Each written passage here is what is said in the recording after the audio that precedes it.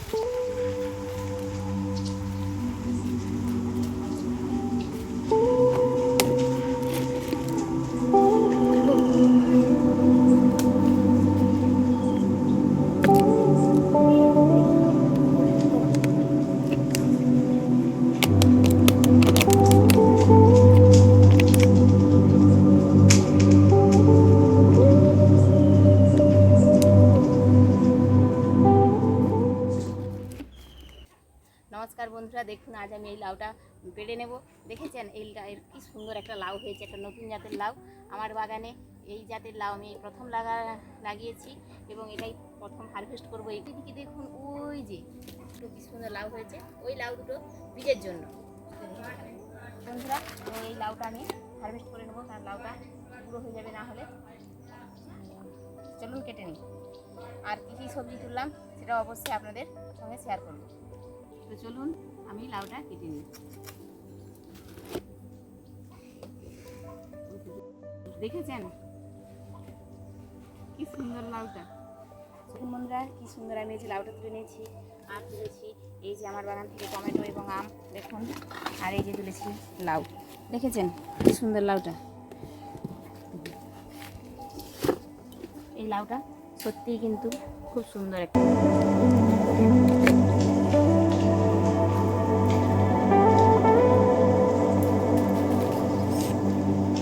দেখুন নিয়ে নিয়েছি এতটা লাউ শাক।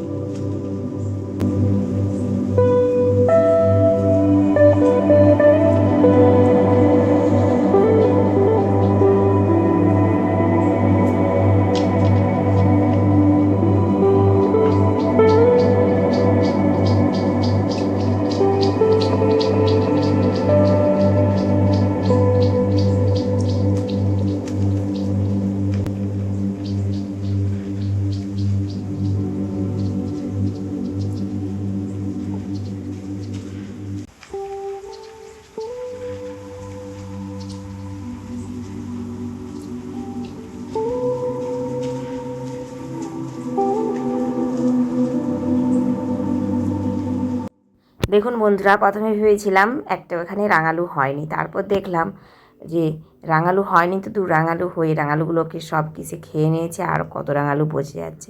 আসলে আমি তো জানিই না কোন সময় রাঙালুটা খুলতে হয়, তাই দেখুন আমার বেশিরভাগ রাঙালুগুলোকেই জাদা পোকাতেই খেয়ে নিয়েছে। আর প্রচুর পরিমাণে রাঙালু হয়েছে, সমস্ত রাঙালুটাই খুলবো এবং আপনাদের সামনে তুলে ধরবো। দেখুন কত কত মানে এত রাঙালু হয়েছে যে ভাবার বাইরে। আমি তো ভাবতেই পারছি না, যখনই মাটিটা সরাচ্ছি তখনই দেখছি রাঙালু, মানে আমি অসত্যি অবাক। দেখুন মাটিটা একটু হাত দিয়ে সরালেই রাঙালুগুলো বেরিয়ে আসছে, প্রচুর প্রচুর রাঙালু। তো চলুন আমি রাঙালুগুলো এখন সব তুলে নিই, তারপর আপনাদের দেখাই।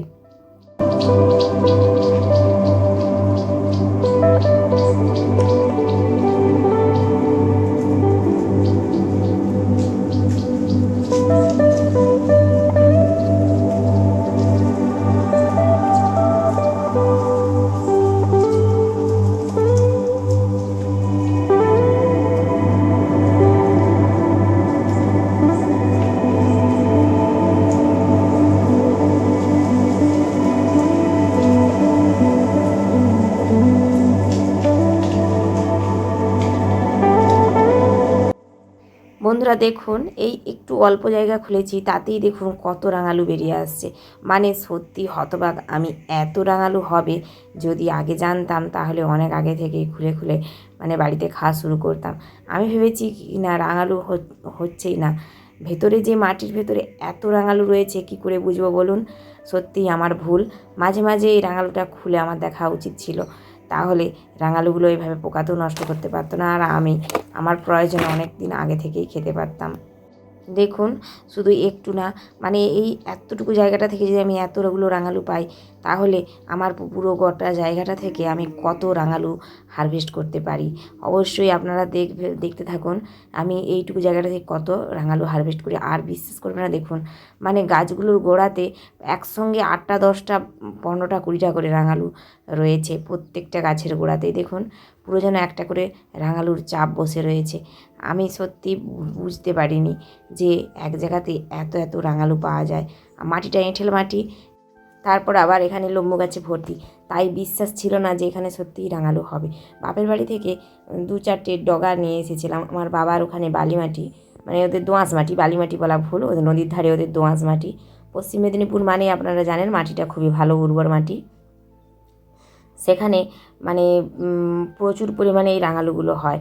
আমার ছেলে রাঙালু খেতে খুব ভালোবাসে বলে আমি আমার বাবার কাছ থেকে কয়েকটা রাঙালুর এই যে গাছ নিয়ে এসে লাগিয়েছিলাম।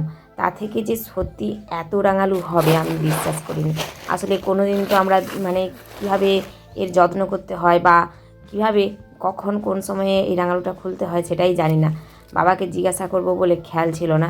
যদি আগে জিজ্ঞাসা করে নিতাম তাহলে রাঙালুটা এই যে কিছু কিছু রাঙালু পোকায় নষ্ট করে দিয়েছে, দেখেই আপনারা বুঝতে পারছেন, এটা আর নষ্ট করতো না। দেখুন মানে একটা গাছের ঝাড় থেকেই প্রায় 1 কিলোর বাইরে রাঙালু পাচ্ছি আমি। তাহলে ভাবুন, দেখেছেন কি পরিমাণ রাঙালু। আপনারা মানে যদি এটা মানে যখন আমি নিজের চোখে না দেখলে কেউ বিশ্বাস করবে না, আপনারাও বিশ্বাস করবেন না। আমি তো সত্যি বিশ্বাস করতে পারিনি রাঙালু যে এইভাবে হয়, সেটাই মানে আমি অবাক। দেখুন কি পরিমাণ রাঙালু হয়েছে, দেখেছেন। মানে এটাতে যদি আমি সেভাবে ভালোভাবে যত্ন করতাম, খোল সার দিতাম, তাহলে তো এখানে আরও প্রচুর রাঙালু পেতাম। দেখেছেন কত রাঙালু পেয়েছি আমি। আর এবারে দেখুন বাকি সবজিগুলো, মোট দেখুন কত কিছু আমি এখান থেকে হারভেস্ট করেছি। আর এই যে বলেছিলাম না পোকায় খেয়ে নিয়েছে, দেখুন মানে এতদিন রাঙালুগুলো রেখে দেওয়ার জন্য কীরকম পোকাতে নষ্ট করে দিয়েছে। ওই যে লেদা পোকা, তারাই রাঙালুগুলোকে নষ্ট করে দিয়েছে, দেখেছেন। নইলে এই রাঙালুটা প্রায় অন্তত কমপক্ষে 20 কিলোর বাইরে আছে।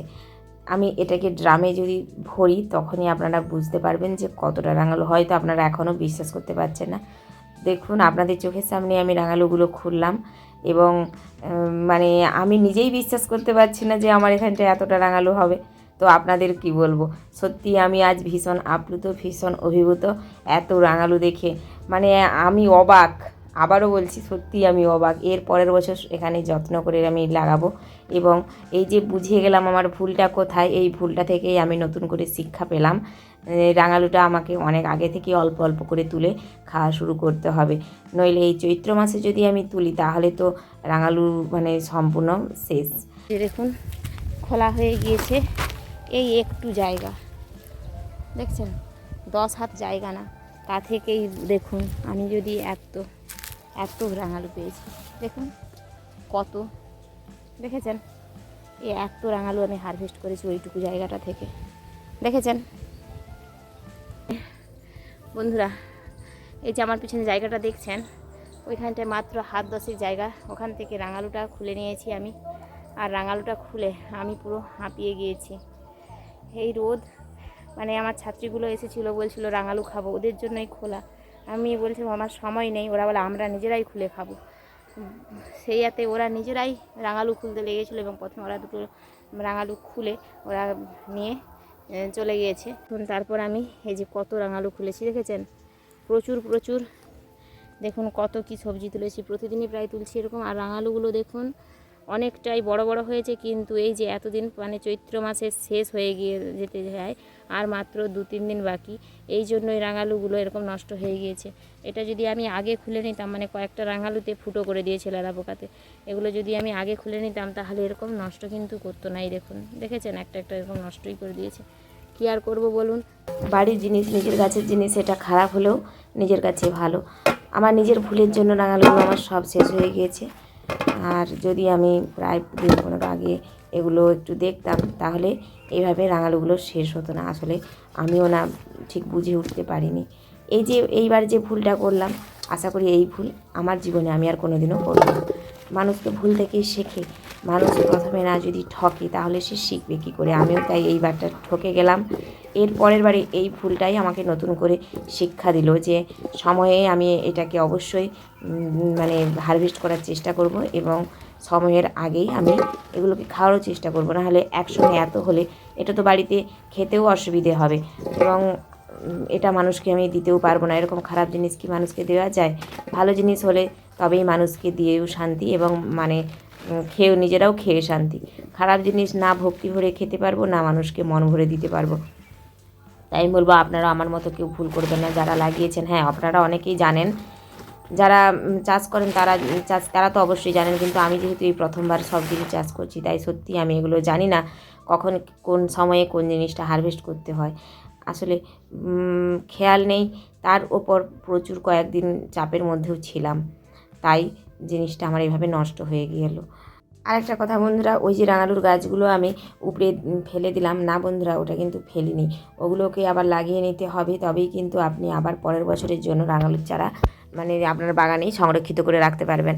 না হলে আপনি কোথায় পাবেন? অনেকেই দেখায় এই রাঙালুগুলোকে জলের মধ্যে রেখে তা থেকে নতুন চারা তৈরি করতে। হ্যাঁ, আমি ইউটিউবে অনেকের ভিডিওতে দেখেছি রাঙালুগুলোকে জলের মধ্যে রেখে দিলে নাকি নতুন চারা বেরোয়, কিন্তু বিশ্বাস করুন আমরা তো ওইভাবে করি না। গ্রামের মানুষরা, আমার বাবা আমাকে ওই যে রাঙালুর গাছ দুটো গাছ দিয়েছিল, সেটাকে মাটিতে লাগিয়ে দিয়েছিলাম। সেটাই বর্ষার সময় প্রচুর পরিমাণে হয়ে গিয়েছিল, পুরো যেন কলমি শাকের মতোই ওরা বেয়ে যায় চারপাশে, এবং সেই গাছটাকেই ছিঁড়ে গোল গোল করে লাগিয়ে দিয়েছি।